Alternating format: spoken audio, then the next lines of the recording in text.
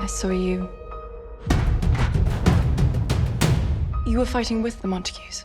And you? Juliet. Daughter of Capulet. They say the world is spinning round, but you come along and time slows down. I should properly introduce myself. I'm Romeo. Hi, I'm Alise Chaffins, and I'm here today with Jamie Ward, star of the upcoming film Juliet and Romeo, coming to theaters on May 9th. Thank you so much for joining me today, Jamie. I appreciate it. No, thank you, thank you. Absolutely. So, can you share a little bit about what it's like to play Romeo, a character who's just been studied for centuries? I mean, it's a privilege to be a part of Romeo and Juliet in this sense, Juliet and Romeo. It's a story that I've always wanted to be a part of.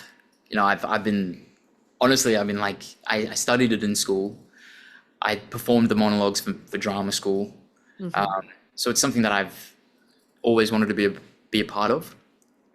But you're right, there are so many versions of it and adaptations of it. But I think that this one is so unique and fresh, yet it still is really faithful to the original text. And it still tells the same story with a few twists and turns. But yeah, it's an exciting, heightened version of it, and it's amazing to be a part of. Yeah, yeah. You kind of mentioned this, but Juliet and Romeo is just this really interesting blend of really classic Shakespearean dialogue and then this very contemporary music with more contemporary language kind of in those songs. Can you talk about preparing, like how you prepared for those kind of like disparate aspects of the film? Disparate aspects.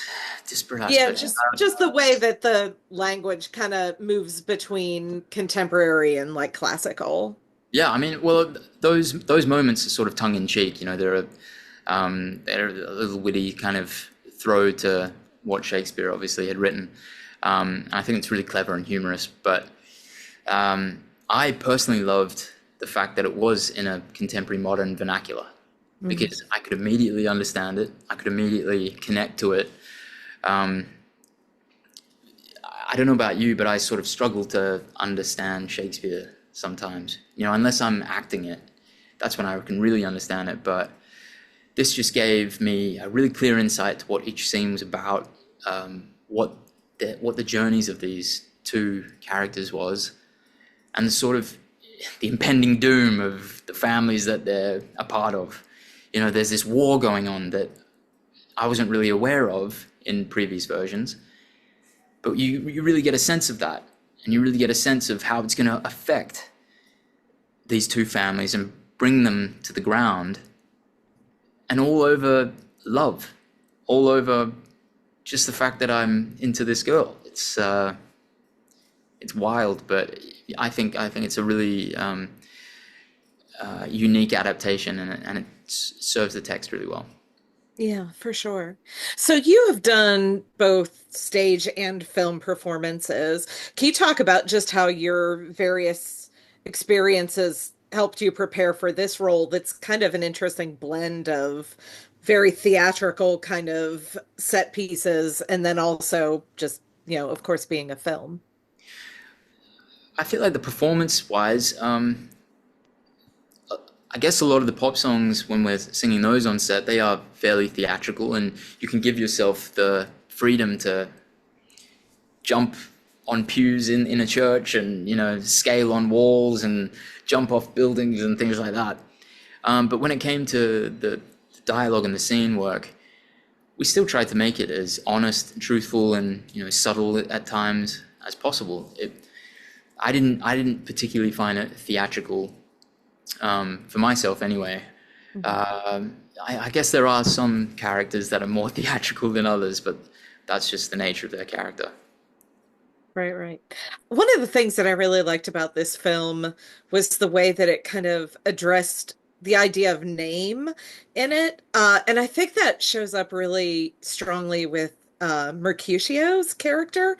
Can you just talk a little bit about that? Because that was something that I think of course, you you get that in the original text with the, a rose by any other name, but I think it just dealt with it a little more strongly in this. Yeah, more It says directly. what's in a name. That's the Right, constant sort of theme.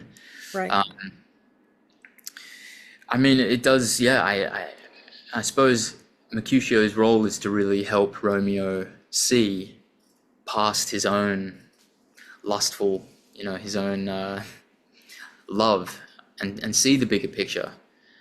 But that in itself is the real conflict of the story, because I'm trying to prove that what is in a name? Who cares?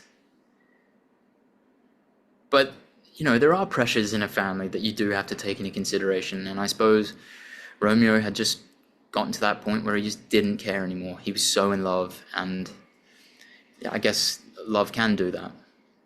Yeah, definitely. Uh, so you mentioned a little bit about the twist, and I don't want to get spoilery here, but can you just talk about, yeah, like reading through the script and kind of encountering some of those changes and twists that kind of are in this that are different from the original, and just how that like helped you to approach the character work that you were doing. I think sort of structurally, the story hits the same point. Hmm. It hits the same crucial moments, but just at different times over the 2 hours of a movie. We sort of developed different areas of the story with different weight.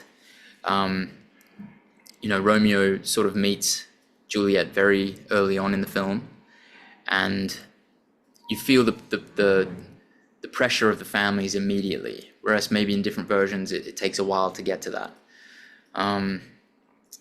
Yeah, I don't really, I don't know. I just sort of got on board with what Tim had written, and was just, yeah, going. Yeah, excellent. Yeah, can you talk, obviously this is a musical. Can you talk about like preparing the musical aspects of this? What kind of voice training or anything that you did as you were preparing for all the vocal work that you were doing in this? Well, Clara Rugard, the actress that plays Juliet, she and I, we both live in London, so the production team helped us before filming. They got us like a singing teacher, which was it was great. We were sort of doing scales in this tiny little room in London, like listening to each other, trying to impress each other. Um, and then eventually, we when we got to Rome, we were in a recording studio, and then she would go in for a few hours and sing her numbers, then I would go in for a few hours, sing my numbers, and then we'd hear each other, we'd hear what we did, and I'd be like, wow, that's so good. I need to redo mine because mine's not as good. So it was like we were competitive. And then once we were on set, it was more just about embracing costumes, the set, and being there with one another in those moments. Yeah, absolutely.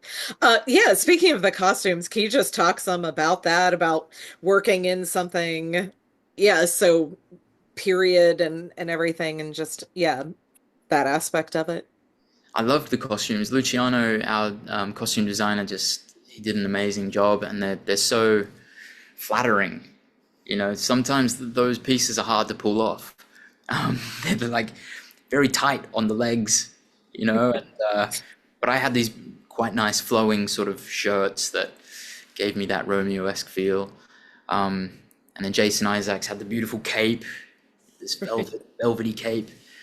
And then we all had these swashbuckling shoes that sort of just put us into that period. I broke my foot right before filming. Oh my gosh. So I had to walk around in these boots with like quite a big heel on these cobblestones, and that was pretty tough for the first part. No doubt. Well, thank you again for your time. I really appreciate it. And I just wish you the best of luck with the film. Thanks, So, Elise. Nice to meet you. absolutely. Nice to meet you as well.